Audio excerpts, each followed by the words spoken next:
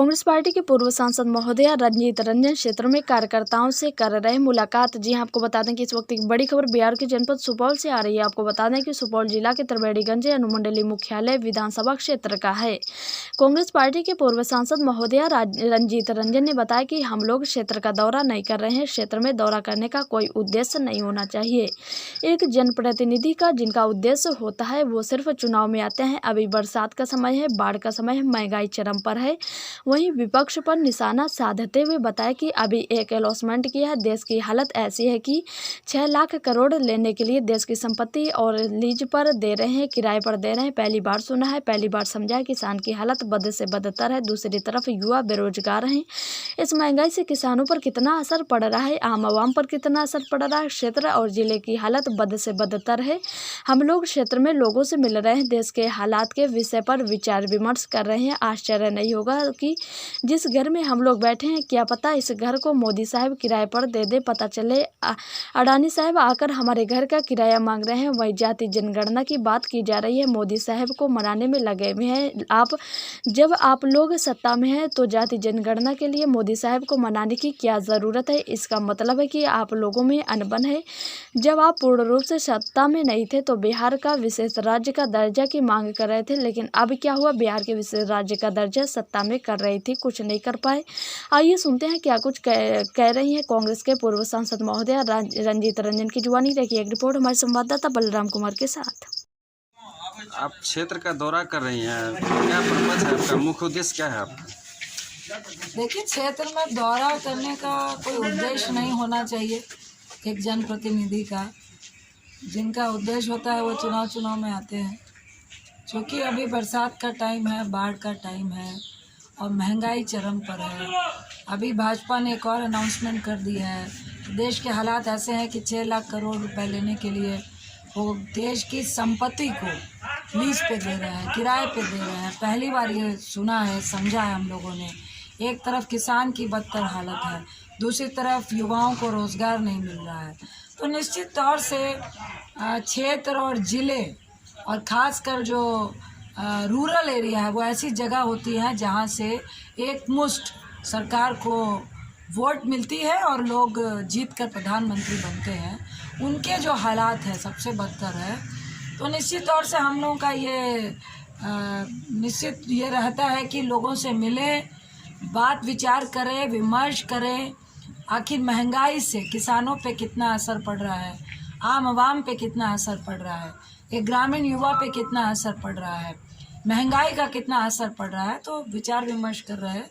और जिस तरह से आज मीडिया पे एक छत्र राज भाजपा वालों ने किया हुआ है और लोगों को सच्चाई से अवगत नहीं करवाना चाहते हैं, तो निश्चित तौर से अभी जो इन्होंने अनाउंसमेंट किया है तो हम लोग ये बताने आए हैं कि आश्चर्य नहीं होगा कि कल जिस घर में हम लोग बैठे हैं तो मोदी साहब आपका घर भी किराए पे चढ़ा दें और पता चले अडानी साहब आपके यहाँ से आकर किराया मांग रहे हैं। तो ये कोई आश्चर्य की बात नहीं होगी। तो जो देश के हालात है उसका विचार विमर्श करने के लिए लोगों के पास जाना और उनसे चर्चा करना महत्वपूर्ण है। उसी सिलसिले में हम लोग आए हैं। जनगणना पे आप क्या कर रहे हैं, जाति जनगणना जो चालू किया है? देखिए, चालू नहीं हुआ है, मांग रखी गई है जिसमें विपक्ष के साथ साथ नीतीश बाबू जो मुख्यमंत्री हैं वो भाजपा के साथी हैं, वो भी जाकर मोदी जी से गुहार लगा रहे हैं। एक तरफ आप उनके साथ में हैं, एक तरफ आप गुहार लगा रहे हैं। तो यहीं से नियत पे लगता है जैसे कि खोट है। अगर जातीय जनगणना आपको इतनी ही आवश्यक लगती है तो आप सत्ताधारियों के साथ हैं, सत्ता में उनके साथ हैं, आपकी भागीदारी है। तो आखिर क्या वजह है कि आप उनको मना नहीं पा रहे हैं? इसी तरह से बिहार को विशेष राज्य के दर्जे की भी बात थी। जब आप अलग थे तो विशेष राज्य के दर्जे की बात करती थी। जातीय जनगणना हर जात के लिए ज़रूरी है, बशर्ते कि राजनीतिक व्यक्तियों के नियत पे खोट ना हो। तो आप क्षेत्र भ्रमण कर रहे हैं, विकास में क्या स्थिति है? देखिए, आपको हमने बताया कि हम आप ही से पूछते हैं, आप अभी मोटरसाइकिल से आए हैं तो पेट्रोल कितना रुपए का भराए हैं और आपकी तनख्वाह कितनी है? क्या मोदी साहब ने आपकी तनख्वाह और पेट्रोल के खर्चे को बैलेंस किया है क्या, जो कांग्रेस हमेशा करती थी, जो यूपीए की सरकार करती थी? आज अगर आपका तनख्वाह 20,000 है और आपका खर्चा कांग्रेस के वक्त अगर 12,000 था तो आज की तारीख में अगर तनख्वाह 25,000 है तो खर्चा आपका 45,000 मोदी साहब ने कर दिया है, क्योंकि अडानी अंबानी का भी खजाना भरना है। तो जो सिचुएशन है उस पे आप विकास की बात तो छोड़ दीजिए, जो अपने घर का विकास या अपने घर का पेट भर रहे थे, जो 2 रुपए की नौकरी कर रहे थे, आज करोड़ों लोग की नौकरी भाजपा सरकार के आने के बाद चली गई है।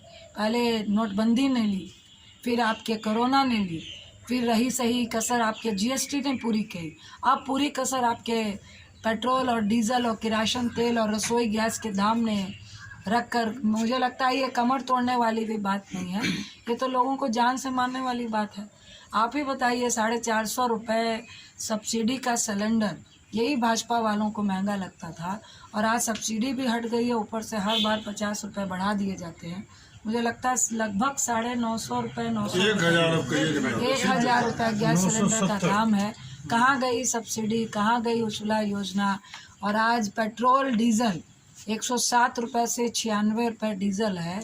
और अफसोस है कि जब 65 रुपये 120 रुपये कच्चा तेल था, तब कांग्रेस की सरकार 34 रुपये डीजल और 44-50 रुपये के करीब पेट्रोल था, और बहुत महंगा हुआ तो 60 रुपये गया था। और आज 42 रुपये कच्चा तेल है और 107 रुपये आप पेट्रोल का ले रहे हैं, 96 रुपये लगभग जगह में आप डीजल का ले रहे हैं। किरासन तेल का रेट हमको लगभग 1.5 गुना हो गया है, दाल का रेट लगभग 1.5 गुना हो गया है, प्याज का, टमाटर का, आलू का 1.5 गुना हो गया है। और दूसरी तरफ आप विकास की बात बोल रहे हैं। आप अपने घर में अपने पत्नी से पूछ लीजिए कितना विकास हुआ है, हमसे पूछने की ज़रूरत नहीं पड़ेगी।